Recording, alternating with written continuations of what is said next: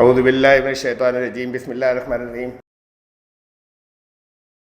وَإِذْ أَخَذْنَا مِيثَاقَ بَنِي إِسْرَائِيلَ لَا تَعْبُدُونَ إِلَّا اللَّهَ وَبِالْوَالِدَيْنِ إِحْسَانًا وَذِي الْقُرْبَى وَالْيَتَامَى وَالْمَسَاكِينِ وَقُولُوا لِلنَّاسِ حُسْنًا۔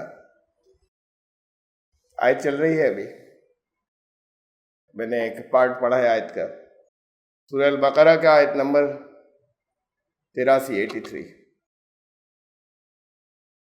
یہ یاد ہوگا آپ کو کہ بنی اسرائیل پر بہت دور سے جو چارج شیٹ ہے وہ چلی آ رہی ہے۔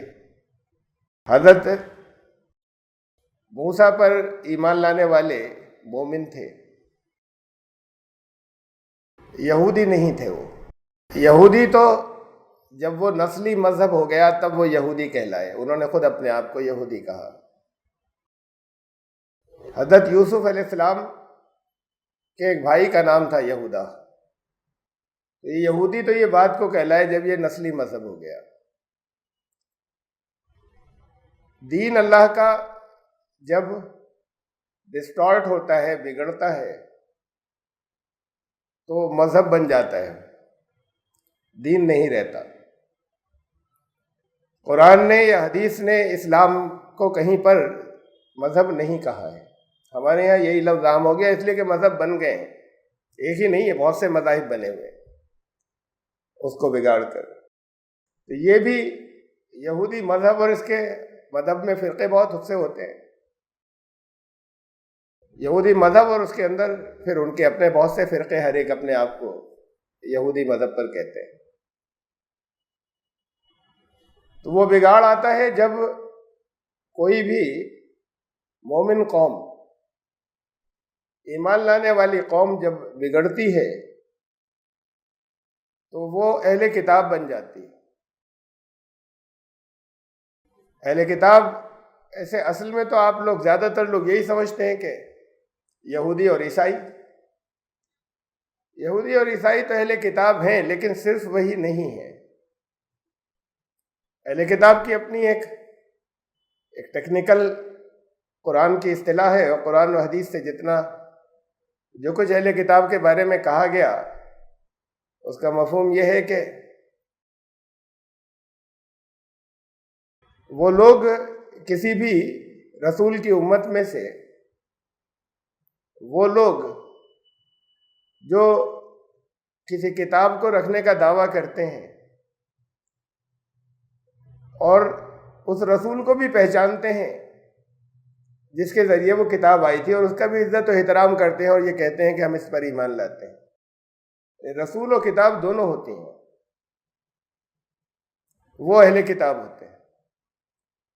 اب یہاں ہندوستان میں ایک بہت بڑی قوم ہے، وہ ایک کتاب رکھنے کے دعویٰ کرتی ہے، اور یہاں میں کوئی اور ثبوت نہیں دے رہا، لیکن ابھی انہی کے دعوے کی بات کر رہا ہوں کہ کتاب رکھنے کا، کہ وہ ورڈ آف گاڈ ہے، اور بہت سے اشارے یا بہت سے ثبوت ملتے ہیں اس کے کہ یہ اللہ کی کتاب رہی ہوگی، اور جب کبھی بھی یہاں کوئی جو بھی رسول آئے ان کی معرفت یہاں آئی تھی۔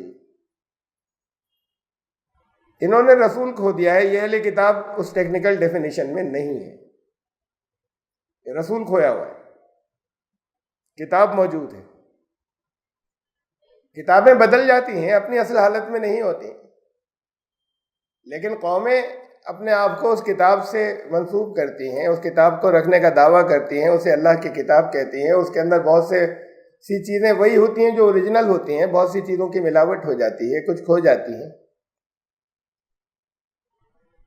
لیکن ساتھ میں وہ کتاب کس کی معرفت آئی وہ اس رسول کو بھی جانتے ہیں، پہچانتے ہیں، اور جو بھی ان کا ایمان کا تصور بن گیا ہے اس حساب سے اس پر ایمان بھی رکھتے ہیں۔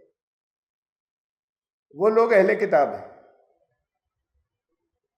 اور ایک دوسری ٹرمینالوجی استعمال ہوئی ہے قرآن میں، الذین اوتوا الکتاب، ایک دوسری اصطلاح ہے یہ، الذین آتیناہم الکتاب، جنہیں ہم نے کتاب دی یا جنہیں کتاب دی گئی۔ ہمارے یہاں اسے بھی اہل کتاب مان لیا جاتا ہے کہ اہل کتاب کے لیے کہا یہ سب، اہل کتاب شامل ہیں اس میں جنہیں کتاب دی گئی۔ یہ وائڈر گروپ ہے جس میں اہل کتاب بھی ہیں، کچھ اور لوگ بھی ہیں جنہیں کتاب دی گئی۔ الذین آتیناہم الکتاب یا الذین اوتوا الکتاب، یہ وہ لوگ ہیں جن کو کتاب دی گئی۔ اس میں سے کچھ وہ ہیں جو اپنے رسول کو جانتے ہیں، کچھ وہ ہیں جو نہیں جانتے، جنہوں نے رسول کھو دیا ہے۔ جو جانتے ہیں اس میں سے وہ اہل کتاب ہیں، جو نہیں جانتے وہ اہل کتاب نہیں ہے۔ یہ وائڈر کیٹیگری ہے، یہ زیادہ وسیع ہے، یہ دونوں ملا کر یہ سب الذین آتیناہم الکتاب میں آتے ہیں۔ تو جتنے احکامات قرآن کے اندر ان کے لیے آئے جنہیں کتاب دی گئی، اس میں یہ دونوں گروپ شامل ہیں، جو رسول کو پہچانتے ہیں اور جو رسول کو نہیں پہچانتے۔ ان میں سے یہ پارٹ جو رسول کو جانتے اور پہچانتے ہیں وہ اہل کتاب ہیں۔ ان کی کچھ ذمہ داریاں ہیں، رسول کے کچھ نمونے ہیں ان کے پاس، رسول جو انقلاب لے کر آئے تھے اس انقلاب کی ان کے پاس ان کی کچھ ذمہ داریاں ہیں اس کے تحت۔ تو یہاں بنی اسرائیل، اب دیکھیے بنی اسرائیل یہاں قرآن نے بھی ہر جگہ، یعنی بہت سی جگہوں پہ ایک بڑے حصے کے اندر اس کا نام نسل سے ہی لیا، نسلی ایک مذہب بن گیا نا، تو نسل سے بنی اسرائیل، کہیں یہودی کہا اور کہیں کہا الذین ہادو، کہیں تو یہود کہا، یہود والنصارہ، یہود اور نصارہ۔ تو یہودیت تو ایک مذہب ہو گئی، یہاں پر اس کا نام ہے عقیدتاً ان میں سے بڑی تعداد یہ یہودی ہی ہوئے بنی اسرائیل، لیکن کہیں کہیں قرآن نے کہا الذین ہادو، یہاں ایک صفت بنائے، یہودیت ایک ایٹریبیوٹ، ایک صفت، ایک صفت بن گئی، ایک خاص جن کا ایک مزاج ہے کچھ جو بن گیا، وہ مزاج جہاں کہیں اپلائی ہوگا وہ بھی اس کی زد میں آ جائیں گے، الذین ہادو میں، وہ جو یہودی جیسے ہو گئے۔ بہرحال یہاں پر بنی اسرائیل کے سلسلے میں چل رہا ہے اس نسل کا جس نسل میں اللہ نے بہت سے نبی بھیجے، اس نسل کا ذکر چل رہا ہے۔ اللہ کے پاس سے اللہ کی سنت یہ رہی ہے کہ ایک بڑی قوم کو چوز کر کے، اس کا انتخاب کر کے، اس میں پے در پے نبی اور رسول بھیج اللہ کی طرف سے آتے رہے۔ اس کے الگ الگ حصوں میں ایک بڑے علاقہ ہے جو دور تک پھیلا ہوا ہے ایک نسل کا، اس کے الگ الگ حصوں میں نبی اور رسول آتے رہے۔ کمیونیکیشن کا دور نہیں تھا، جب کمیونیکیشن کا دور نہیں تھا تو پیغام، مثلا پورا مثلاً ہندوستان ہے، اور ہندوستان تو کیا، یہ ایک طریقے سے ایک کلچر کے حساب سے ایک قوم، تو یہ پورا جسے بر صغیر کہتے ہیں، انڈین سب کانٹیننٹ، یہ پورا ایک خطہ یا علاقہ تھا۔ جغرافیکل ڈویژن ہو گیا، فرض کیجئے کبھی اور کوئی بھی ہو جائے، اس کے اندر انڈین سب کانٹیننٹ جس میں شری لنکا بھی آ گیا، جس میں اس سے اوپر نیپال بھی آ گیا، یہ سب ڈویژن ہو گئے الگ الگ، صرف پاکستان اور بنگلہ دیش نہیں۔ یہ حصہ جو ہے یہ قریب قریب ایک طرح کے مزاج کا ایک الگ حصہ تھا یہ۔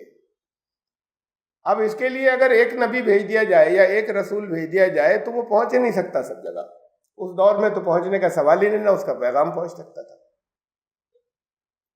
تو پھر ہوتا یہ تھا کہ کسی ایک حصے میں آئے، پھر بہت عرصے وہ کوشش کرتے رہے، بگاڑ نہیں درست ہوا، کسی دوسرے حصے میں آئے، پھر کسی اور حصے میں آئے، ایک لمبے عرصے تک کسی ایک خاص مزاج کی ایک پوری قوم کے اندر نبی اور رسول الگ الگ علاقوں میں اس خطے کے، اس طرح کے لوگوں کے یا اس قوم کے لوگوں میں آتے رہتے تھے۔ اور الٹیمیٹلی پھر یہ ہوا کہ یہ ہوتا رہا کہ جب انہوں نے اپنی ذمہ داری کو پورا نہیں کیا یا پیغام وہ کھوتے رہے یا بگاڑ نبی اور رسولوں کے جانے کے بعد ہوتا رہا، اور کبھی کبھی رسولوں کی زندگی میں ہی مخالفت ہوتی رہی اور انہوں نے قبول نہیں کیا، تو پھر اس کے بعد پھر کسی دوسرے حصے کو، یہ بہت لمبا عرصہ چلتا تھا، پھر کسی دوسرے حصے کا سلیکشن ہوتا تھا۔ نبی آخر صلی اللہ علیہ وسلم کے دور میں چونکہ یہ وہ دور تھا جو سائنٹیفک ایکسپلوژن کا دور اسٹارٹ ہونے جا رہا تھا، وہاں سے شروعات ہونے جا رہی تھی، اور وہ شروعات مسلمانوں ہی کے ذریعے ہوئی۔ وہ دور شروع ہونے جا رہا تھا جب دنیا ایک پلیس بن جائے گی، وہ دور شروع ہونے جا رہا تھا جب کمیونیکیشن، جب ایک جگہ سے دوسری جگہ تک بات پہنچ جانا مشکل نہیں ہوگا، مواصلات، جب پیغام ضائع نہیں ہوگا۔ پہلے رسول اللہ صلی اللہ علیہ وسلم کے اوپر وحی نازل ہوئی اللہ نے، اور اس پیغام کو محفوظ کرنے کا علم نازل کیا چائنا میں، اور رسول اللہ صلی اللہ علیہ وسلم نے کہا چین جاؤ، علم حاصل کرنا پڑے چاہے چین چلے جاؤ. اسے جھوٹی حدیث مانا جاتا ہے، اس لیے کہ حدیثوں کی فرق کی تو اب صرف ایک ہی بنیاد رہ گئی، پریکٹیکلی اور عملاً، سندیں، اسناد. اس کی بڑی اہمیت ہے سند اور اسناد کی اپنی جگہ، لیکن بس یہ پریکٹیکلی ایک ہی رہ گئی.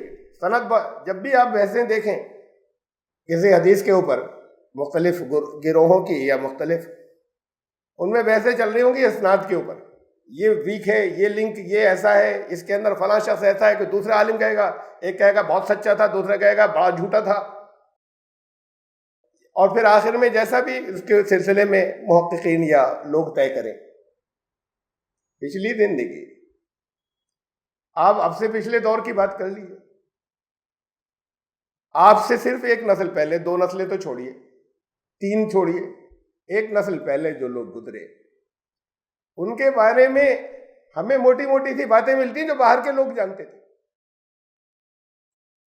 اب آج کا دور تو پہلے کے مقابلے میں زیادہ ریکارڈ کا دور ہے نا.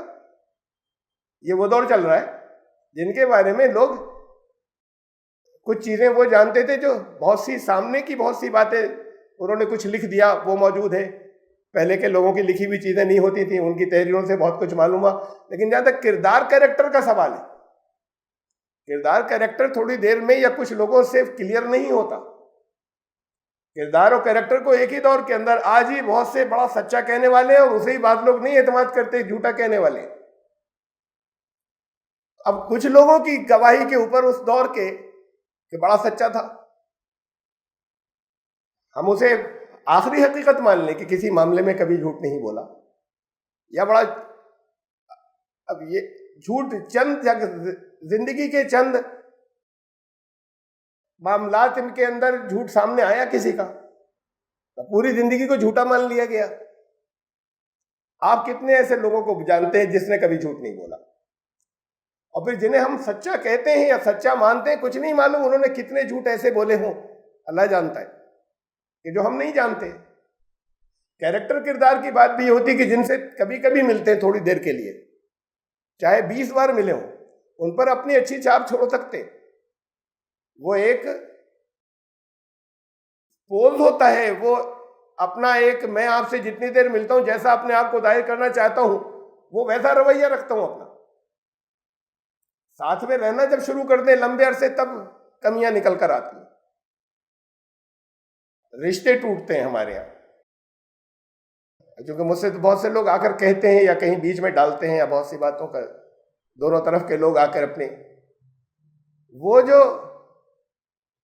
بہت زیادہ ایک دوسرے کو جانتے تھے، جب نکاح ہو گیا اور جب رشتہ ہو گیا تو اب شکایتیں شروع ہوئیں. اور بہت عرصے سے 2-3 سال سے ایک دوسرے کو کہتے تھے، ہم بالکل ایک دوسرے، سب ہم نے باتیں طے کر لی ہیں، یہ کہتے ہیں ہمارا مزاج یہ ہے تو ہم ہمارا بھی یہی ہے، یہ کہتے ہیں ذرا سا فرق تھا تو اس نے کہا کہ ہم مانیں گے، انہوں نے کہا ہم مانیں گے. اب اختلاف شروع ہو گئے، کہتے ہیں یہ بات تو ہم جانتے نہیں تھے، فلاں ساتھ نہیں رہتے تھے. وہ ایک پوز کرنے کی تھی، جب ملتے ہیں تو اپنے جو کچھ اپنے آپ کو دکھانا چاہتے ہیں وہ ایک دوسرے کو دکھا رہے تھے. جب رہنا شروع کیا تو اب لگاتار نقابیں نہیں اوڑھ سکتے، نقابیں نہیں پہن سکتے، تو پھر چیزیں وہ نکل کر آتی ہیں کہ جو معلوم نہیں تھی. ان کی بات نہیں، وہ جہاں کورٹ شپ ہوتی ہے ماڈرن سوسائٹی میں، کہ پہلے 1-2 سال، 1-1.5 سال 2 سال ساتھ رہ لیں، 1.5-2 سال، کبھی 6 مہینے سے، اب اس کے بعد انہوں نے کہا ہم دونوں شادی کر رہے ہیں، ساتھ پہلے ہی رہتے تھے. اس 1.5-2 سال میں بھی ایکٹنگ کی زندگی ہوتی ہے، اور ہو سکتی ہے اور ہوتی ہیں. اس کے بعد جب شادی ہوتی ہے کچھ عرصے بعد طلاق ہو جاتی ہے، ڈیورس کی باتیں شروع ہو جاتی ہیں، سپریشن کی شروع ہو جاتی ہیں. یہ باتیں تو ہم نہیں جانتے تھے، انہیں چھپا رکھا تھا. اب جب یہ آ گئی کہ اب تو زندگی بھر ساتھ رہنا ہے، تو وہ شروع سے ہی سامنے آنی شروع ہو جاتی ہیں، اب نقابیں اتر جاتی ہیں. تو جب تھوڑی دیر کسی سے ملتے ہیں تو اس میں جو کچھ چاہتے ہیں وہ امیج دے دیتے ہیں، وہ ممکن ہوتا ہے دے دینا. اسی لیے کہ جب کردار کی بات آتی تو رسول اللہ صلی اللہ علیہ وسلم نے کہا کہ پڑوسی سے پوچھو، حضرت عمر نے کہا کہ پڑوسی سے پوچھو، جہاں جن کے ساتھ اب باہر دور جا کر تو جگہ جگہ ڈنکے بج جائیں گے. بات علمی اختلاف کی نہیں، کردار کے بارے میں پڑوسی کیا کہہ رہے ہیں، کیریکٹر کے بارے میں پڑوسی کیا کہہ رہے ہیں، کیا کیا باتیں کہہ رہے ہیں. تو بات یہ ہے کہ جو قریب ہوتا ہے، جتنا زیادہ قریب ہوتا ہے وہ پھر اتنا جانتا ہے. اب کچھ لوگوں کی ہمیں روایات اگر ملتی ہیں، کسی نے کہا اس کے سامنے 1-2 دفعہ جھوٹ بولا تھا. کتنے ایسے جھوٹوں کو جو زیادہ تر جھوٹ بولتے ہیں انہیں جھوٹا کہا جاتا ہے، بہت جھوٹا ہے. 2-4 دفعہ آپ نے کوئی جھوٹ سنے کسی کے، بڑا جھوٹا ہے. دنیا کا بڑے سے بڑا جھوٹا ایسا نہیں جس نے کبھی سچ نہیں بولا ہو. دین کے معاملے میں ممکن ہے اس وقت اس روایت جو کچھ وہ کہہ رہا تھا سچ بولا ہو، کچھ لے کر آیا تھا. ہاں، بہت سے موقعوں پہ جھوٹ بولتا تھا اپنے مفاد کے لیے. اسے ہم آخری پیمانہ نہیں کہہ سکتے. ایک بہت یہ نہیں کہ اس کی اہمیت نہیں ہے، لیکن اسے آخری پیمانہ نہیں کہہ سکتے. اور پھر محققین کے اگر آپ تفصیل میں جائیں تو بڑے اختلاف ہیں اس بات پہ کہ ایک کہتا ہے کذاب تھا اور ایک کہتا ہے کہ بڑا سچا تھا، صدیق تھا. اسی ایک ہی شخص کو کوئی کہنے والا یہ ملتا ہے، کوئی یہ کہ پچھلی نسل، اس سے پچھلی نسل، اس سے پچھلی نسل، یہ 3 نسلیں پیچھے. جب ریکارڈ کا دور نہیں تھا کیسے کتنی تحقیق ہو جائے گی؟ اب ریکارڈ کا دور اب نہیں ہو سکتی. تو بات یہ ہے کہ یہ آخری پیمانہ نہیں ہوتا. اور پھر ابھی اسی نسل میں ملے نا، فلاں نے یہ کہا، اس سے پچھلی جو نسلیں ہیں انہوں نے اس سے سنا، انہوں نے اس سے سنا، اس کی کہاں سے تصدیق ہوگی اتنی 100%؟ جا کر تو پوچھ نہیں سکتے. اچھا، پھر چین آف نیریشن کسی نے جھوٹی گڑھ لی، سچ بالکل ایکوریٹ گڑھ لی، جس کے اندر نام ایسے تھے، ایک جھوٹی حدیث کے ساتھ چپکا دی اور چل رہی ہے وہ مشہور. اب تحقیق تو اس کی ہو رہی ہے، اس کی نہیں ہو رہی متن کی کہ یہ قرآن کے مطابق ہے، کائنات کے مطابق ہے، عقل کے مطابق ہے، دین کے مطابق ہے، اس کی ہو رہی ہے. ایک بالکل ایسی foolproof chain of narration گڑھ کے ایک جھوٹی حدیث کے ساتھ اٹیچ کر دی، اب وہ مشہور چل رہی ہے. اور اس کے بعد پھر وہ لکھ بھی لکھی، اس میں یہ بھی ہے کہ میں نے ان سے سنا، انہوں نے ان سے سنا، انہوں نے ان سے سنا. بہت سی چیزیں ممکن ہیں، میں اس کی دھجیاں نہیں اڑا رہا، میں کہہ رہا ہوں یہ فول پروف نہیں. اسے ظن کہتے ہیں، انداز قیاسن کے. بہت تحقیق ہوگی، ہمارا قیاس، ہمارا اندازہ یہ ہے کہ یہ بات ایسے ٹھیک ہو. جسے ہم آخری طور پر صحیح کہتے ہیں وہ ظن ہوتا ہے، وہ بھی اندازے ہیں، قیاس ہے یا گمان ہے. آخری طور پر صحیح تو صرف قرآن، جس کے بارے میں کوئی ظن کا سوال نہیں ہے. قرآن کہتا ہے ان الظن لا یغنی من الحق شیئا، ظن اور حق کا مقابلہ کبھی نہیں ہوگا. یہ دونوں کمپیئر نہیں کیے جائیں گے، کبھی برابر نہیں رکھے جائیں گے. یہ الگ بات ہے، اسے ہم لیں گے. اس سے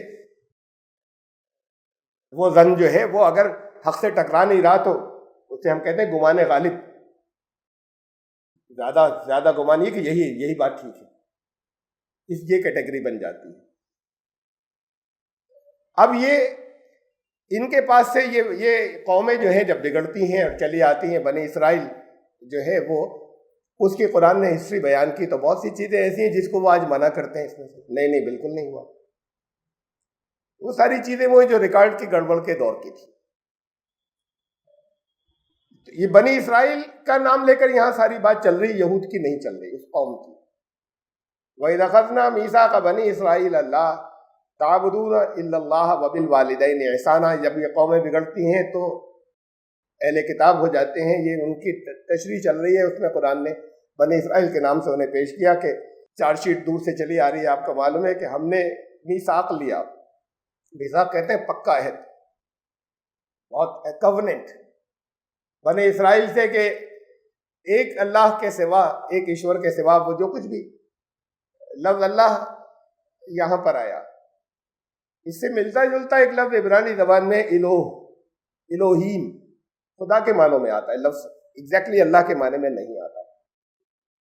اور ہمارے یہاں مطلب ان کے یہاں بنی اسرائیل، یا آج جنہیں ہم جیوز کہتے ہیں، یہودیوں کے یہاں اس کا نام لینا منع ہے.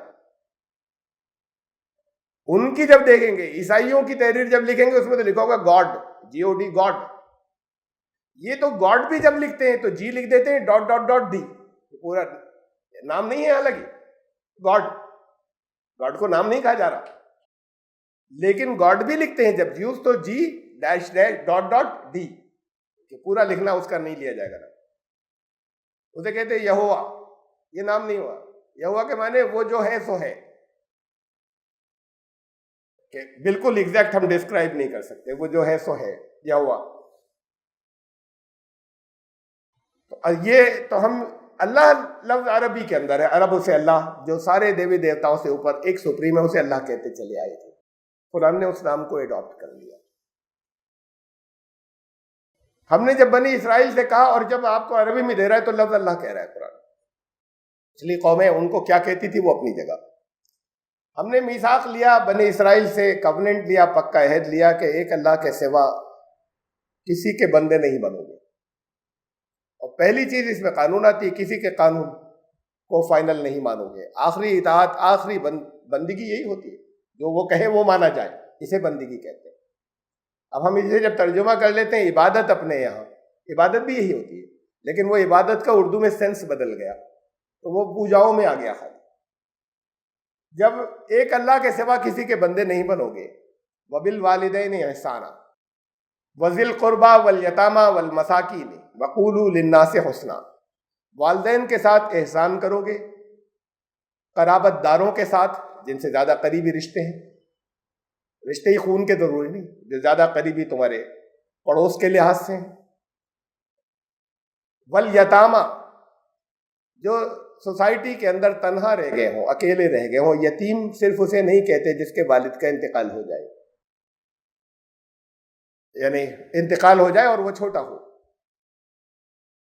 جب کبھی نہ کبھی کسی کا انتقال ہونا ہے اور وہ اپنے انڈیپینڈنٹ ہیں، بزنس کرتے ہیں، سب کچھ کرتے ہیں، والد کا انتقال ہو گیا، انہیں یتیم نہیں کہتے نا، وہ خود ایسا ہو کہ وہ اس کو سہاروں کی ضرورت ہو، اس سہارے کے بغیر نہیں چلتا، ایسی عمر میں والد کا انتقال ہو جائے تب وہ یتیم کہلاتا ہے۔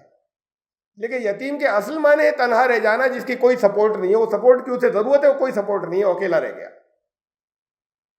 اصل معنی جو ہے اس کے وہ یہ ہے، اس لیے یتیم اس کو کہنے لگے، جو جن کے باپ کا انتقال ہو جائے ایسی حالت کے اندر کہ جب اسے سہارے کی ضرورت تھی، ابھی وہ خود اپنے پیروں پر کھڑا نہیں ہو سکا تھا۔ تو یتیموں اور مسکینوں، جن کو ضرورت اس کی ہو کہ پہیہ جام ہو گیا، گاڑی جام ہو گئی، ان کسی طریقے سے دھکیل کر ان کی گاڑی چلا دی جائے۔ وَقُولُوا لِلنَّاسِ حُسْنًا، ان سب کے ساتھ کیا کرنا ہے؟ ان کے ساتھ احسان کرنا ہے، والدین کے ساتھ احسان کرنا ہے، جو قریبی ہیں ان کے ساتھ احسان کرنا ہے، رشتے میں ہوں یا جغرافیکلی ہوں، پڑوسی۔ سوسائٹی میں جو بے سہارا ہیں، جن کے سپورٹ سہارا نہیں بچا، ان کے ساتھ احسان کرنا ہے۔ مسکینوں کے ساتھ میں جن کی لائف میں اسٹیگنیشن، جمود آ گیا، کچھ چلتی ہی نہیں گاڑی آگے، ان کے ساتھ احسان۔ وَقُولُوا لِلنَّاسِ حُسْنًا، اور یہ کہا گیا، یہ بنی اسرائیل سے عہد لیا تھا، دنیا کے انسانوں کے ساتھ میں جو کچھ کہنا وہ حسن سے کہنا۔ دیکھیے یہ ایک بات، اسے نوٹ کیجئے، اللہ کے بعد پھر بات چلی انسانوں کی، جب یہاں چل رہی ہے جو ان کے ساتھ ہیں اس وقت، تو اس میں سب سے پہلے نام ان کا لیا جو سب سے قریبی تھے، سب سے زیادہ جو قریبی تھے گھر کے اپنے اندر، والدین۔ پھر اس کے بعد جو نیکسٹ آئے ان کا نام آیا، قریبی رشتہ دار یا قریبی رہنے والے۔ لیکن بس یہیں تک بات نہیں احسان کی بات اس سے آگے، وہ سب جو ضرورت، جن کو بہت زیادہ تمہاری مدد کی ہو، یتیم، مسکین، اور پھر ساری انسانیت۔ قولوا للناس حسنا، ان کے ساتھ میں جب کچھ کہنا تو حسن کے ساتھ کہنا، سب کو لیا ساتھ، لیکن ترتیب یہ چل رہی ہے، جو سب سے قریبی، پھر اس کے بعد آگے تمام انسانیت آ گئی۔ ان کے ساتھ میں تو تھا احسان، تمام دنیا کے انسانوں سے کچھ کہو تو حسن کے ساتھ، تھوڑا سا فرق ہے دونوں باتوں میں۔ ابھی احسان کو لے لیں، احسان کیا ہے؟ آپ کسے کہتے ہیں احسان؟ کسی کی ہیلپ کر دی، مدد کی، ان کا احسان ایک چڑھ گیا، احسان چڑھ جانا ہی بولتے ہیں نا، اب 2-4 بار مدد کی، بڑے احسان ہم نے کیے اس کے ساتھ. اب یہ احسان رہیں گے باقی زندگی بھر جب تک وہ بھی کچھ بدلہ نہیں اتار دے. اس کی طرف سے اگر کوئی بات ایسی ہو گئی ناپسند ہے کہنے کہ بڑا ناشکر ہے، اس کے ساتھ زندگی بھر احسان کیے تھے. مطلب یہ تھا کہ احسان کا جس کے اس کو وہ اتارے، جب وہ کچھ کر دے بہت بات کو، کبھی اس کے مقابلے میں کچھ تو کہا اب اس نے احسان اتار دیا. ایک احسان چڑھ گیا تھا وہ اس نے اتار دیا. جو احسان کرتا ہے وہ ذرا سپیریئر اپنے آپ کو سمجھتا ہے. جس کے ساتھ کیا وہ تھوڑا سا کم سے کم جس وقت کر رہا ہے اس وقت تو انفیریئر ہی ہوتا ہے. جب کچھ سوال کرنے آیا ہے تو ذرا نظریں جھکی ہوتی ہیں، جب کچھ لینے آیا ہے ذرا آواز بہت ہی دبی دبی ہوتی ہے، نظریں جھکی ہوئی ہوتی ہیں. اپنے اندر اپنے آپ کو خود بڑا ہچکچا کر کچھ کہہ رہا ہوتا ہے، اپنے آپ کو بہت یعنی جیسے کم تر بڑا محسوس کر رہا ہے. اور دینے والا 10 کب دو گے؟ اچھا دیتے ہیں تمہیں، ایک اور یاد دلا دیتے دیکھو پہلے بھی کیا تھا نا ہم نے، تب بھی کیا تھا یہ، تو ٹھیک ہے آ جایا کرو، تمہیں تو دیتے ہی ہیں، تمہارے ساتھ تو کر ہی دیتے ہیں. کچھ نہ کچھ باتیں آ جاتی ہیں، کچھ نہیں اگر باتوں میں نہیں آئے تو کچھ رویے میں ہوتا ہے ذرا اوپر رہنے کا. یہ ہوتا ہے احسان جو چڑھ جاتا ہے جب تک وہ خود کہیں اتار نہیں دے، بدلے میں وہ کچھ ایسا زبردست کر دے، اچھائی کر دے، اب احسان جا کر اترا. وَبِالْوَالِدَيْنِ احسان، اب والدین کے ساتھ کرو احسان. تو ورنہ والدین ایسے ہو جائیں کہ جیسے تم سے بھیک مانگ رہے ہیں اور تمہارا سینہ چوڑا ہو اور تم ان کے ساتھ میں احسان کرو، یہ احسان کیا ہے بھئی؟ اگر احسان اسی کو کہتے ہیں جو آپ سب جسے احسان بولتے ہیں، جسے میں یہاں پر ابھی کہہ رہا تھا، اگر اسے احسان کہتے ہیں تو یہ احسان ان کے ساتھ ہوگا، والدین کے ساتھ. اب چڑھا دیا ایک والدین پہ احسان، یا ان کے احسانات میں سے ایک کا بدلہ اتارا، زندگی بھر نہیں اتار سکتے. اب ایک کا بدلہ اتار دیا ہے تو ان کے ساتھ احسان کرو. اور والدین دبے کچلے انداز میں، اور پھر ذرا تم سینہ چوڑا کر کے کہو کہ دیکھیے ایک چڑھا دیا ہم نے، یا ایک آپ کا اتار دیا پرانے احسانوں میں سے. یہ جیسے بہت سے مفہوم بدل گئے ہمارے یہاں بولی کے اندر. یہ اردو میں احسان کچھ اور ہے اور عربی میں احسان کچھ اور ہے. یہ وہ احسان نہیں ہے جسے آپ احسان کہتے ہیں. اردو میں جسے احسان کہتے ہیں فیورز نہیں. یہ بھی بتاتا رہا ہوں میں پہلے، اب مادوں کو دیکھا کریے. حسن کہتے ہیں خوبصورتی کو.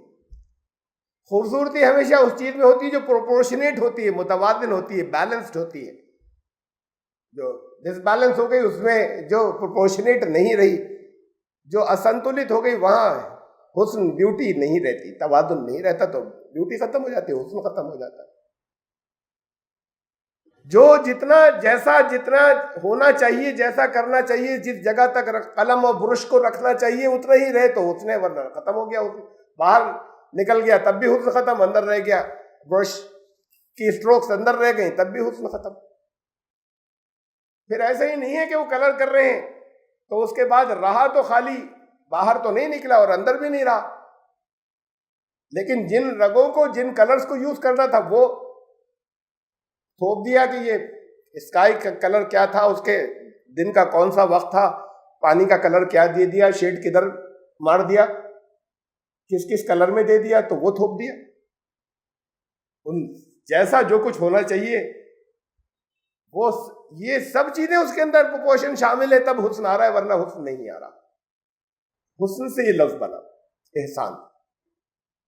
ان کے ساتھ میں جو رویہ ہو وہ ہو جس کے وہ مستحق ہے، ان کے ساتھ میں جو ایٹیچیوڈ ہو اس کے اندر حسن ہو، اس کے اندر بیوٹی ہو، نہ اس سے آگے جائیں، نہ زیادہ ہو نہ کم ہو. یہ ہے حسن بالکل. اب یہ ریلیشن شپ دنیا جانتی کیسے ریلیشن شپ ہے، اور کیا اس کے تقاضے ہیں، اور کیا زندگی بھر وہ تمہارے ساتھ کرتے رہے. والدین کے ساتھ میں تمہیں وہ کرنا ہے. ایک اور بڑی اہم بات، بڑی عجیب سی لگے گی جو ہمارا ماحول اور جو ہمارا مزاج بن گیا ہے اس میں. قرآن بڑا ماڈرن دین ہے، دین دیتا ہے، اصول دیتا ہے. پورے قرآن میں کہیں نہیں کہا کہ والدین کی اطاعت کرنا، کہیں نہیں کہا. ان کے ساتھ احسان کرنا. اف مت کہہ دینا. اگر کسی بات پر ڈانٹے تو اف نہیں نکلنا چاہیے تمہاری زبان سے. سر جھکا کر بات کرنا، اپنے بازوؤں کو جھکائے رکھنا ان کے آگے. بات غلط کہہ رہے ہیں، غلط بات پر ڈانٹ دیا، سر جھکانا، اس پر بھی اف نہیں کہنا. یہ بہت آخری درجے کی بات ہے. یہ نہیں کہا کہ کرنا وہی جیسا وہ کہہ رہے ہیں، حکم ماننا ضروری. تب تو جنریشن گیپ اتنا نہیں تھا پہلے. کئی جنریشنز تک ایک جیسے مزاج چلتے تھے. اب اللہ کو تو معلوم ہے آگے تک. آج ایک ہی نسل میں فرق پڑ جاتا ہے. والدین جن باتوں کو کہہ رہے ہیں اپنے ماحول کے اعتبار سے کہہ رہے ہیں. بچے جو ہیں، جو ماحول بدل گیا، جو گیپ، جنریشن گیپ ہو گیا، اس کے اندر اگر ان چیزوں کو امپلیمنٹ کیا جائے گا جسے وہ کہہ رہے ہیں، تو بہت سے موقعوں پہ وہ فیصلے غلط ہو سکتے ہیں اور بہت سے موقعوں پہ ان کے فیصلے درست ہو سکتے ہیں. بزنس کی بات ہے، ان کے کچھ ایکسپیرینسز ہیں، ان کا ذہن زیادہ شارپ ہے، ایجوکیشن ہے، دوسری چیزیں. ضروری نہیں کہ فیصلہ ان کا ٹھیک ہو. میں یہ نہیں کہہ رہا کہ غلط ہوگا، لیکن بالکل ضروری نہیں کہ انہیں کا ٹھیک ہو. بالکل ہو سکتا ہے کہ بچوں کا ٹھیک ہو. صاحب اطاعت کرنی ہے، وہ تو انہوں نے کہہ دیا ہے، پاپا نے یہی کہا ہے، تو پھر ایسے ہی کرنا. نقصان ہو سکتے ہیں، ہو جائیں. انٹیلیجنس تو ان کی زیادہ ہے، ان کے کچھ ایکسپیرینسز ہیں. اس جنریشن گیپ کے اندر اب وہ اپنے ماحول کے اعتبار سے کچھ فیصلے کر رہے ہیں، یہ نہیں کرنا ہے. یہ بدل چکے ہیں حالات، ماحول بدل چکا ہے. وہ اس کے ساتھ میں ذہنی طور پر اکوموڈیٹ نہیں کر سکیں جو کچھ بدل گیا. فیصلے ان کے حساب سے کریں. نہیں کہا قرآن نے کرو، ہر حالت میں ماننا ہے. لیکن کسی کیس میں کبھی بھی، یہ بہت بہت بڑی بات ہے، کہیں نہیں کہا، لیکن ان کی بات کے اوپر اف نہیں کہنا ہے. ان کا احترام کرنا ہے، چاہے وہ مشرک ہو. شرک میں بات نہیں ماننی، لیکن چاہے مشرک ہو ان کا احترام کرنا ہے. وہ غیر مسلم ہے، تم اسلام میں آ گئے. وہ شرک میں مبتلا ہے، تو چاہے مسلمان ہی کہتے ہو اپنے آپ کو، احترام ان کا پورا باقی رہے، کسی جگہ احترام نہیں ٹوٹے. یہ جو اسٹیٹس دیا ہے وہ یہ دیا، جس کو خود قرآن نے کہا. ایک جگہ تھوڑی، کئی جگہ. تم پیدا ہوتے ہو کچھ نہیں جانتے، دوسروں کے محتاج ہوتے ہو. پھر بڑے ہوتے ہو اپنی جوانی کے شباب پر، بڑی انرجی سے. پھر ارذل العمر میں چلے جاتے ہو. عمر کا برا حصہ سب سے مینٹل فیکلٹیز بھی وہ ہو جاتی ہیں جو ویک ہو جاتی ہیں. وہ اس سٹیج باس کی شارپ ہوتی ہیں، لیکن اکثر وہ ہیں بہت سے کہ جو فیصلے صحیح نہیں کر سکتے. بڑے اچھے کرتے تھے پہلے، ایکسپیرینس، تجربے بھی تھے، اب میموری بھی نہیں رہی، یادداشت بھی نہیں رہی، فیصلے کی قوت بھی کم ہو چکی ہے. ماحول کو آج کے نئے بہت سی ٹیکنیکس آ گئی، انہیں بھی نہیں جانتے. قرآن جس اسٹیج کو خود کہہ رہا ہے ارذل العمر، پھر وہاں پہنچ گئے کہ جہاں فیصلہ کرنے کی طاقتیں ختم ہو گئی، فزیکل انرجیز بھی ختم، مینٹل فیکلٹیز ختم ہو گئی. کہہ رہا ہے یہ عمر کا بہت گھٹیا والا حصہ آ گیا فزیکلی، احترام کے اعتبار سے. اب جب یہ عمر آ گئی تو یہ کیسے کہہ دے گا قرآن کہ نہیں ہر بات میں انہی کا حکم ماننا ہے،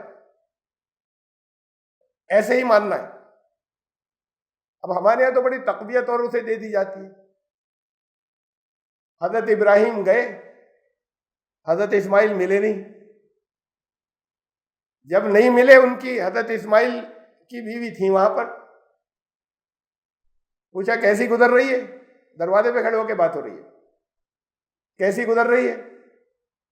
انہوں نے کوئی شکایتیں کی کہ حالات اچھے نہیں ہیں، تکلیف میں ہم لوگ. اچھا جا رہے ہیں ہم، جب اسماعیل آئے تو کہہ دینا کہ چوکھٹ بدل دیں اپنی. چلے گئے. وہ آئے تو کہا کہ اسی سلیے کے ایک صاحب آئے تھے. وائف نے، ان کی بیوی نے بتایا حضرت اسماعیل کی. پہچان گئے کہ والد صاحب تھے حضرت ابراہیم کے. کیا کوئی خاص بات کچھ کہہ رہے تھے؟ ان کا یہ کہہ رہے تھے چوکھٹ بدل دینا اور فوراً طلاق دے دی. یہ مطلب تھا ان کا کہنے کا. یہ بتا گئے تھے وہ اشاروں میں. اس کے بعد ظاہر ہے پھر اور نکاح کیا بات کو. پھر کبھی آئے وہ کچھ برسوں کے بعد. پھر حضرت ابراہیم کہیں شکار پر گئے ہوئے تھے، روزی کی تلاش میں گئے ہوئے تھے. پوچھا کہاں؟ روزی کی تلاش میں گئے. روزی کی تلاش میں گئے تو پھر کیسی گزرے؟ کہ بہت اللہ کا شکر ہے. انہوں نے تعریفیں کی، خوشی کا اظہار کیا، اللہ کی نعمتوں کا اظہار کیا. اچھا میں جا رہا ہوں، اسے کہہ دینا کہ اپنی چوکھٹ یہ باقی رکھیں، اپنی چوکھٹ برقرار رکھیں. پھر حضرت اسماعیل واپس جب آئے تو پہچان گئے کہ والد صاحب آئے تھے. جب اسے بتایا کوئی بات کچھ کہی تھی، وہ کہا اپنی چوکھٹ رکھنا باقی، یعنی اب اس رشتے کو مت چھوڑنا. آپ پہنچ گئے میسج، سب سندیں چھوڑ دیجیے. انہوں نے حضرت ابراہیم نے کہا تھا کہ چوکھٹ بدل دو، تو انہوں نے فوراً طلاق دے دی. ابھی آپ کو درمیان کی بہت سی چیزیں نہیں معلوم، درمیان میں کیا کیا وہاں پر گزر رہی ہیں. کیا ایک جملہ تھا، وہ نبی تھے، ایک نبی تھے، اس حیثیت سے کر دیا تھا فیصلہ.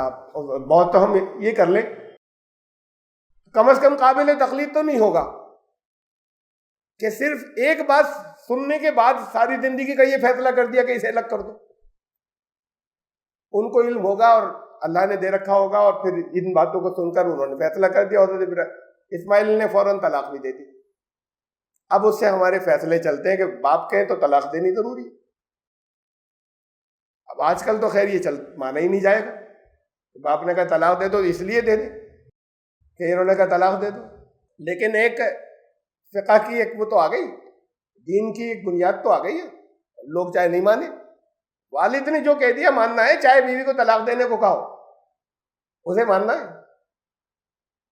ابھی سب سندوں کو چھوڑیے، اس بات کو بھی چھوڑیے کہ قرآن نے کبھی نہیں کہا اطاعت کرنی ہوگی ہر حالت میں.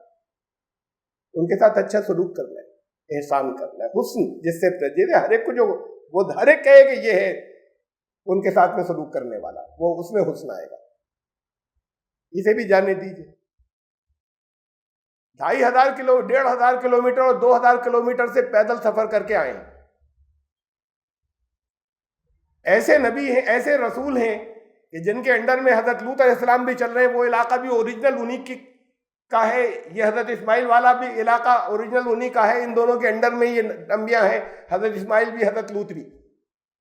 اس درجے کے کہ حضرت لوط کی بستی پہ اگر عذاب آنے والا ہے تو پہلے اطلاع حضرت ابراہیم کو دی جاتی ہے. یعنی کنیکشن ہے. جیسے سپیریئر ایک رین ایک علاقہ ان کا ہے جس میں ان کے انڈر میں نبی ہیں، اس لیے فرشتے پہلے یہاں اطلاع دے رہے ہیں آ کر حضرت ابراہیم کو کہ ہم جا رہے ہیں اس بستی کو لوٹنے کے لیے جو لوط کی قوم ہے. اور حضرت ابراہیم کچھ سفارش بھی کرتے ہو، کہتے ہیں کہ بھئی دیکھیے ذرا. انہوں نے کہا کہ نہیں، کوئی گنجائش نہیں بچی، خیر نہیں بچا. اب وہ 2,500 کلومیٹر 2,000 کلومیٹر وہ جتنا بھی جہاں سے بھی آ رہے ہو، شام سے سیریا سے آ رہے ہیں اس وقت، یا سے جہاں سے بھی آ رہے ہیں، وہ یہاں پہنچے عرب پیدل. مہینوں لگ گئے آنے میں. اب جب یہاں پہنچے اور وہ اس وقت تھے نہیں. پہلے بھی تو راستے میں جنگلوں میں کہیں سوئے، کسی غار میں سوئے، کہیں میدان میں سوئے. وہ تو ٹھیک ہے کہ وہ بیوی تھی، نامحرم تھی، ان کی بیوی تھی، چھوٹے چھوٹے گھر ہوتے تھے. وہ آپ کی طرح کے بینرز کی بات نہیں کہ وہ کہتی کہ آئیے آئیے گھر کے اندر یہاں سو جائیے، یہاں بیٹھ جائیے، تو وہ نہیں جاتے. لیکن راستے میں تو وہ جب اتنے لمبا عرصہ چل کر آ رہے تھے تو جگہ جگہ قیام، سونا پڑنا، جو کچھ بھی جہاں کرتے چلے آ رہے تھے، بستر تھوڑی ساتھ لے کے چل رہے تھے. کہیں رک جاتے، آئیں گے تو رپورٹ لیں گے کہ یہاں کا کیسا چل رہا ہے. وہ کچھ نہیں ہے. نبوت کے فرائض کچھ نہیں ہے، رسالت کے فرائض کچھ نہیں. اتنے عظیم نبی کے بیٹے سے بس یہ بات کرنے آئے ہیں، ایک بات معلوم ہے، چلے واپس. یہ رسالت کا فریضہ انجام دینے والے لوگ ہیں. یعنی یہ اس کردار کا اگر کوئی ہو تو حضرت ان کا تو نہیں ہو سکتا. حضرت ابراہیم کا یہ 1,500 کلومیٹر سے صرف اتنی سی بات کہ وہاں جیسی انکوائری کی ان کا اب اس کو تم طلاق دے دینا، چوکھٹ بدل دینا، واپس. ارے بھائی اس کے لیے نہیں آتے، یہ بھی ذہن میں رکھ لیتے، پھر انتظار کرتے جب بیٹے آ جاتے، صاحبزادے آ جاتے. تو اصل چیز تو یہ کہ اس علاقے کے بارے میں رپورٹ لیتے، آگے کے لیے ذمہ داریاں، اور ایک ساتھ میں یہ بھی کہہ دیتے کہ یہ تو تمہاری ٹھیک نہیں ہے شریک حیات. اگر اسے یہی کہنا تھا تو ساتھ میں یہ بھی کہہ دیتے. یہ تھی بنیادی چیز، یا رسالت کے فرائض تھے وہاں کے. اس سے کوئی تعلق نہیں، مہینوں میں پہنچ کر وہاں پہنچے تو زندگی تو جنگلوں میں سفر کرنے میں جا رہی ہے. وہ بیٹے سے ملنے گئے تھے، وہ مل کر آئے نہیں. اگر اس کے لیے نہیں بھی جاتے، کوئی خالی صرف ملنے جا رہا ہوتا بیٹے کو، رسالت کے فرائض کے لیے نہیں جا رہے تھے، پرسنل ملاقات کے لیے جا رہے تھے، نبی تو نہیں جاتے. اگر پرسنل ملاقات کے لیے بھی جا رہے تھے تب بھی انتظار کرتے. اتنا لمبا سفر کر کے آئے ہیں جس میں 1.5 مہینہ لگ گیا. اب گیا ہے، شام کو آ جائے گا، شام تک انتظار کرتے ہیں، کہیں باہر انتظار کر لیتے ہیں. بھائی انہوں نے کہا اور واپس 1,500 کلومیٹر. پھر تھوڑی سی اپنے سینس بھی تو استعمال کریں. پرسنل ملاقات کی بھی تو بات نہیں ہوئی ہے. اور اصل بات تو یہ تھا کہ رسالت کا فریضہ تھا. اتنے بڑے جن کے انڈر میں سارا علاقہ ہے تو اس علاقے کے لیے کچھ باتیں کریں گے، کچھ رپورٹ لیں گے، کچھ آگے کی انسٹرکشن دیں گے، ہدایات دیں گے. اس کے لیے جاتے اور اسی کے لیے گئے ہوں گے. جب بھی گئے ہوں گے یہ بیوی کا کہہ کر واپس 1,500 کلومیٹر نہیں لوٹیں گے. تو تھوڑی سی عقل استعمال کیجئے اس کے اندر کچھ، چاہے وہ جس کتاب کے اندر لکھی ہوئی. اب اس سے پھر ہمارے فیصلے چلتے ہیں. رسول کا یہ طریقہ ہوتا ہے، یہ رسالت کا فریضہ ایسے انجام دیا جاتا ہے. وَبِالْوَالِدَيْنِ احسانا، ان کے ساتھ رویہ وہ ہو جس سے حسن جھلکتا ہو. وَذِي الْقُرْبَى، اب اس کے بعد گریڈ چل رہے ہیں نیچے. حسن کے گریڈ بدل جائیں گے والدین سے جب آ جائیں گے. دوسروں میں وَالْيَتَامَى وَالْمَسَاكِينَ، اور دور ہوتے چلے جا رہا ہے سلسلہ. وَقُولُوا لِلنَّاسِ حُسْنًا، دنیا کے انسان ہر ایک کے ساتھ تم حسن سلوک نہیں کر سکتے. تمام دنیا کے انسانوں کے ساتھ کر نہیں سکتے. ایک شہر کے لوگوں کے ساتھ نہیں کر سکتے جہاں تک سے سلوک.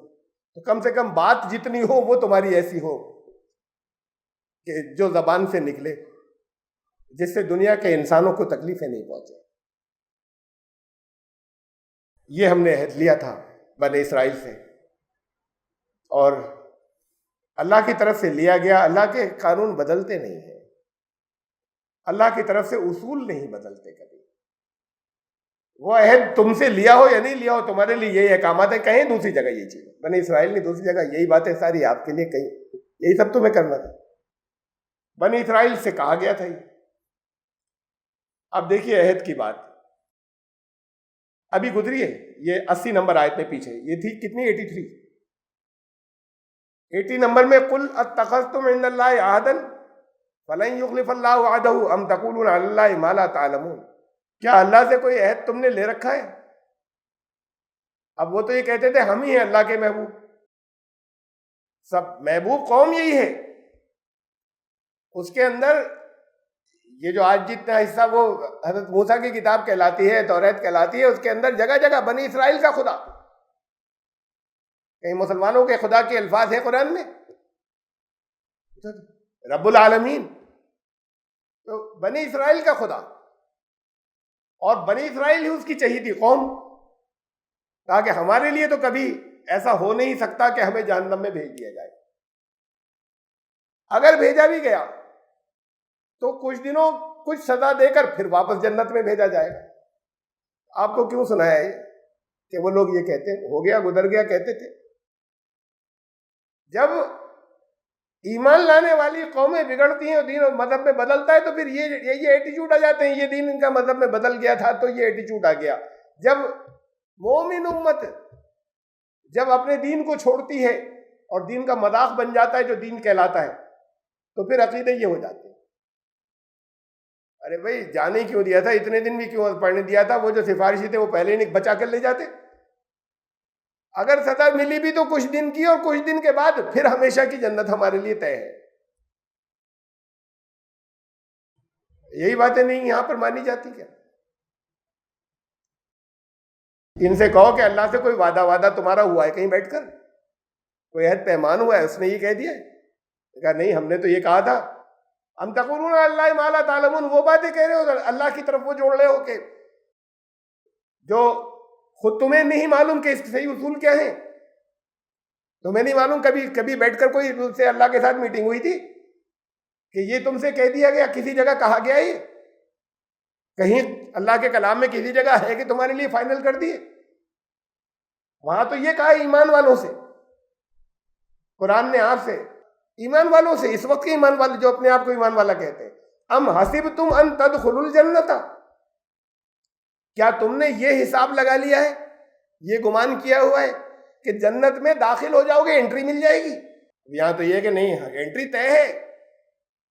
ان سے کہا جا رہا ہے تم نے یہ سمجھ رکھا ہے جب تک پورا ٹیسٹ نہیں ہوگا کہ اس سے کامیاب گزرے. وَلَمَّا يَأْتِكُمْ مَثَلُ الَّذِينَ خَلَوْا مِن قَبْلِكُمْ، تم سے پہلے جو قومیں تھی جیسے ان کے اوپر گزرا، ان کے ٹیسٹ ہوئے، ایسے تمہارے نہیں ہوں گے.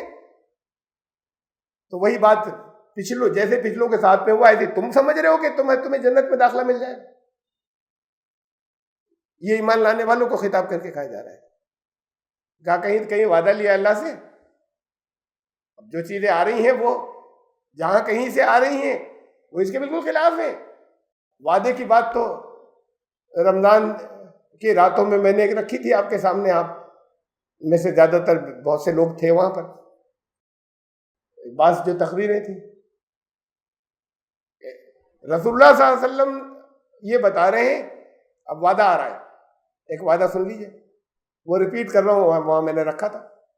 رسول اللہ صلی اللہ علیہ وسلم بتا رہے ہیں کہ اللہ نے مجھ سے وعدہ کیا ہے، وعدے کے لفظ ہے، اللہ نے مجھ سے وعدہ کیا ہے کہ 4 لاکھ لوگوں کو اس امت کی بغیر حساب کتاب کے جنت میں داخل کرے گا. ایک فگر آ گئی. اللہ کا وعدہ حق ہوتا ہے نا. وَلَن يُخْلِفَ، یہیں آ گیا فَلَن يُخْلِفَ اللَّهُ وَعْدَهُ، اللہ کا عہد ایسا ہوتا ہے کہ وہ اس کے خلاف نہیں کرتا. وَمَنْ أَوْفَىٰ بِعَهْدِهِ مِنَ اللَّهِ، اللہ سے بڑھ کر وعدہ پورا کرنے والا ہے کون؟ کون وفا کر سکتا ہے وعدہ اللہ سے بڑھ کر؟ کون کرتا ہے؟ اب بات فائنل ہو گئی. اللہ کے وعدے میں تو تبدیلی ہوتی نہیں. 4 لاکھ لوگ بغیر حساب کتاب کے جنت میں جائیں گے. اللہ نے محمد صلی اللہ علیہ وسلم سے وعدہ کر لیا. حضرت ابوبکر عمر بیٹھے ہوئے تھے.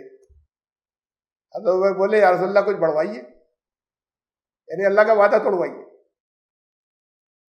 ابھی اللہ کا وعدہ کیسے ٹوٹے گا جب اگر وعدہ کر لیا ہے تو؟ نہیں، ان کے کہنے سے ٹوٹ جائے گا. یا رسول اللہ کچھ بڑھائیے، اس میں بڑھوائیے. تو رسول اللہ صلی اللہ علیہ وسلم نے اپنے ہاتھوں کو پھیلایا، کچھ چلو تھا، کہنے کا اچھا اتنے اور. تو اپنی طرف سے نہیں بڑھا دیے ہوں گے، کچھ اللہ سے بات کر کے کہہ دیا ہوگا اتنے اور. وہ وعدہ چینج ہو گیا، اتنے اور. یا رسول اللہ صلی اللہ علیہ وسلم حضرت ابوبکر نے کہا رسول اللہ اور تھوڑے بڑھوائیے. تو پھر آپ نے اس کے بعد پھر اپنے بنا کے کہا یہ اور اتنے اور. اچھا، وہ اللہ کے وعدے میں یہاں سے چینج ہو رہا ہے. حضرت ابوبکر نے ایک بار پھر کہا تو حضرت عمر بولے کہ یا رسول اللہ یہ ان لوگوں کو اپنے عمل کرنے دیجئے. اور حضرت ابوبکر بولے کہ تمہارا کیا نقصان ہے؟ اگر بلا حساب کتاب بہت سے لوگ اور چلے جائیں تو تمہارا کیا نقصان ہے؟ تو حضرت عمر نے کہا کہ بات یہ ہے کہ اللہ تو جتنوں کو چاہے اتنوں کو نکال دے گا، بات کو بھی جانتا ہے اپنی مصلحتیں، لوگوں کو ان کے عمل کرنے دیجئے. بہرحال وہ رسول اللہ صلی اللہ علیہ وسلم نے پھر حضرت عمر کی رائے مان لی. اللہ آپ کے وعدے کے خلاف کی تو آپ کے یہاں یہ روایتیں موجود ہیں کہ وہ وعدہ تو ذرا سی دیر کا ہے، اور پھر رسول اور پھر ان کے نیچے اولیاء اور یہ سب بھی وعدے توڑوا لیتے ہیں. اللہ نے چاہے جتنا بڑا وعدہ تو کیا ہوا، پرتجھیا لی بھی ہو، عہد کیا ہوا، وہ ان کے کہنے سے ٹوٹ جائیں گے. کہا کہیں تم نے عہد لیا ہے اللہ سے، وہ عہد اگر ملے گا تو تمہیں کلام اللہ میں ملے گا، باقی کسی جگہ کی کوئی آخری درجے کی سند یقین نہیں ہے. فائنل ہے کہیں پر یہ بات، اس کے خلاف تو ہے کہ وہاں پر ان کے خلاف قرآن گواہی دے گا. وہ جو اپنے آپ کو قرآن کا ماننے والا کہتے ہیں، یہ تو ہے قرآن میں کہ قرآن یہ کہے گا، رسول گواہی دیں گے، رسول خلاف گواہی دیں گے. قال الرسول یا ربی ان قوم اتخذوا هذا القرآن مہجورا. وہ جو رسول پر ایمان لانے کا دعویٰ کرتے تھے ان کو پھنسوائیں گے کہ میرے رب یہ اتنے لوگ تھے، انہوں نے قرآن کو چھوڑ رکھا تھا.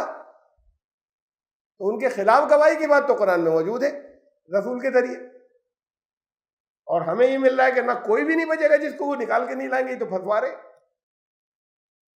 اللہ والے تو جو بات کہیں گے، وہ جو اللہ کے جو باغی ہیں ان سے تو خوش کبھی رہ ہی نہیں سکتے.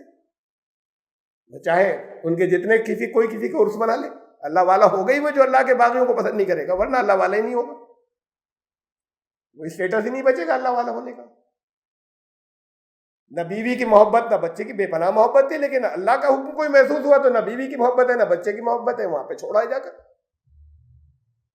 اکلوتے بیٹے کے گلے پہ چھری کرنے کو تیار ہو گئے۔ یہ احساس ہوا کہ اللہ کی طرف سے یہ کہا جا رہا ہے، تو پھر ان کی تو ساری محبتیں اللہ کے مقابلے میں ختم ہو جاتی ہیں۔ اپنے جب بیٹے کے لیے ختم ہو جاتی ہے، بیوی کے لیے ختم ہو جاتی ہے، تو اللہ والا تو وہ ہو ہی نہیں سکتا جو اللہ کے باغیوں کا طرفدار ہو۔ ان سے کہو، یہ گزری ہے آیت ابھی سورہ بقرہ میں، قل اتخذتم عند اللہ عہدا فلن یخلف اللہ وعدہ، کوئی وعدہ اللہ سے ہے جس کے خلاف نہیں جا سکے؟ تمہارے کلام اللہ میں کہیں ایسا کوئی وعدہ ہے؟ ام تقولون علی اللہ ما لا تعلمون، یا تمہیں اللہ کے کلام کا علم نہیں اور اپنے بک رہے ہو، ایسی باتیں اللہ کے بارے میں کہہ رہے ہو جس کا تمہیں علم ہی نہیں ہے۔ وعدہ تو یہ لیا تھا، کہا یہ جو ابھی گزرا، کہا وعدہ یہ لیا گیا تھا، تم کہہ رہے ہو یہ وعدہ کیا تھا کہ سب جنت میں جائیں گے، کوئی بچے گا ہی نہیں، زیادہ سے زیادہ تھوڑی بہت تھوڑا سا جلا بنا کے وہ پھر ادھر کو کر دیں گے۔ وہ کہا وعدے تو یہ لیے تھے، اس کے خلاف نہیں جاؤ، یہ ہے وعدے۔ اور چل رہا ہے ابھی آیت چل رہی، وَأَقِیمُوا الصَّلَاةَ وَآتُوا الزَّکَاةَ ثُمَّ تَوَلَّیْتُمْ إِلَّا قَلِیلًا مِنکُمْ وَأَنْتُمْ مُعْرِضُونَ۔ اور وعدے میں یہ شامل تھا اس سب کے بعد، دیکھ لیجئے نماز بات کو آ رہی ہے، یہ حسن سلوک پہلے آ رہا ہے سب جگہ۔ پہلے مکے میں نازل ہوا، یعنی ترتیب میں بھی نزول جو کچھ ہوا، نماز تو مدینے میں جا کے فرض ہوئی ہے۔ کہا پہلے تو یہ ظلم، ظالموں کے خلاف، مظلوم کی حمایت، یتیموں مسکینوں ان سب کا خیال رکھو، یہ احکامات آتے رہے مدینے میں۔ اس ایمانیات کی باتیں تو تھیں، ایمانیات کے ساتھ جو احکام آ رہے ہیں وہ یہ آ رہے ہیں۔ یہ نماز تو پھر وہاں جا کر ہو رہی مدینے میں، نماز، زکوٰۃ، حج، یہاں بھی بات کو وَأَقِیمُوا الصَّلَاةَ وَآتُوا الزَّکَاةَ، اس لیے کہ یہ اسی کو قائم کر، یہ اس صلاۃ بچے گی نہیں اگر ان کا خیال نہیں رکھا جا رہا ہے، تو وہ صلاۃ ہی نہیں بچے گی۔ أَرَأَیْتَ الَّذِی یُکَذِّبُ بِالدِّینِ، تم نے اسے دیکھا ہے دین کو جھٹلانے والے کو؟ یہ نہیں کہا جو نماز نہیں پڑھتا، دین کو جو جھٹلاتا ہے وہ کون ہے؟ فَذَلِکَ الَّذِی یَدْعُو الْیَتِیمَ، وہی تو ہے یتیموں کو دھکے دینے والا، یہ دیکھے روزے نہیں رکھتا وہ ہے۔ فَذَلِکَ الَّذِی یَدْعُو الْیَتِیمَ وَلَا یَحُضُّ عَلیٰ طَعَامِ الْمِسْکِین، اور مسکین کے لیے سوچتا نہیں کیسے نظم بنائے کہ وہ اس کی گاڑی نہیں چلے، بھوکا رہ جائے۔ فَوَیْلٌ لِلْمُصَلِّین، نمازیں پڑھے جا رہے نمازیں ساری ریجیکٹ ان کی، ایسے نمازیوں کی نمازیں ریجیکٹ۔ الَّذِینَ هُمْ عَنْ صَلَاتِهِمْ سَاهُونَ، یہ تو دکھاوے کی نمازیں پڑھ رہے ہیں، یہ اپنی نماز کے اصل مقصد سے غافل ہیں۔ وہ صلاۃ ہوتی تو پھر یہ نہیں ہوتا، یہاں صلاۃ کے مقصد سے غافل ہیں۔ الَّذِینَ هُمْ یُرَاؤُونَ، یہ تو ریاکاری کر رہے ہیں، دکھانے کی پڑھ رہے ہیں نماز، ورنہ یہ نہیں ہوتا یتیم کے ساتھ میں، مسکین کے ساتھ میں۔ تو صلاۃ کا تو مقصد یہ تھا، وہ ہدایات تھی، صلاۃ کا مقصد اس میں، صلاۃ میں یہ شامل تھا۔ وآتوا الزکوٰۃ، صلاۃ یہ نماز بھی ہے، زکوٰۃ یہ پیمنٹ بھی ہے، صلاۃ پورا نظام بھی ہے، بتا چکا ہوں میں آپ لوگوں کو کئی بار، پورے نظام کو صلاۃ کہتے ہیں۔ صلاۃ کے بہت سے معنی ہیں۔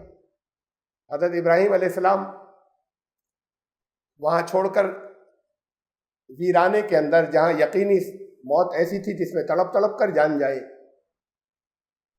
وہاں بے سہارا ایک بچہ اور ایک وہ وہاں پہ دعا کر رہے ہیں، اس جگہ کھڑے ہو کے چلتے وقت وہاں دعا کر رہے ہیں، اے اللہ یہاں پر چھوڑ دیا ہے جہاں کچھ نہیں اگتا، کھانے کو کچھ ملے گا نہیں، وادی غیر ذی زرع میں، ربنا لیقیموا الصلاۃ، اس لیے چھوڑا یا صلاۃ قائم کرے۔ بچہ گود کا، ایک عورت صلاۃ قائم کرے گی، یہ تو ان کو یقین تھا کہ اللہ نے یہاں بھجوایا تو ضائع نہیں کرے گا، یہاں نسل چلے گی، ان کی دعاؤں سے معلوم ہوتا ہے۔ لیکن کسی ربنا لیقیموا الصلاۃ، اگر صلاۃ قائم کرنے کے لیے اتنی دور آ رہے ہیں وہاں ویرانے، صلاۃ تو وہاں شام میں سیریا میں بیٹھ کر قائم کر لیتے، یہاں چھوڑ کر کیوں جا رہے ہیں صلاۃ قائم کرنے؟